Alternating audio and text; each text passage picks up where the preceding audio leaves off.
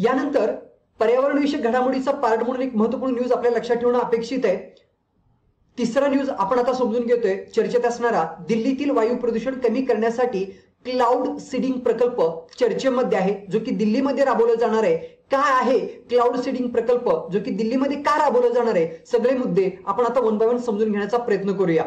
नुकताच 7 मे 2025 ला दिल्लीचे मुख्यमंत्री रेखा गुप्ता यांच्या अध्यक्षतेखाली झालेल्या दिल्ली सरकारच्या मंत्रिमंडळाने दिल्ली शहरातील वायू प्रदूषणाला तोंड देण्यासाठी प्रायोगिक तत्वावरती क्लाउड सीडिंगचा प्रस्तावाला नुकतीच मान्यता दिलेली आहे।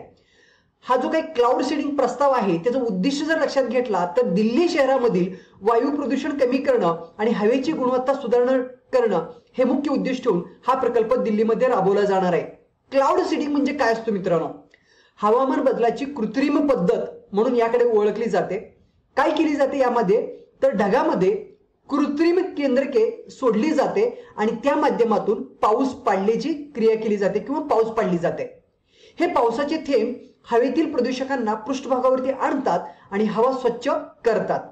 यामध्ये वापरण्यात येणारे प्रमुख जर रसायने विचारात घेतली तर त्यामध्ये सिल्वर आयोडाइड, दुसरा म्हणजे सोडियम क्लोराइड, तिसरा म्हणजे कॅल्शियम क्लोराइड। म्हणजे यासारखे मिठाचे कण ढगाच्या बीजारोपणामध्ये कृत्रिम केंद्रक म्हणून वापरले जातात।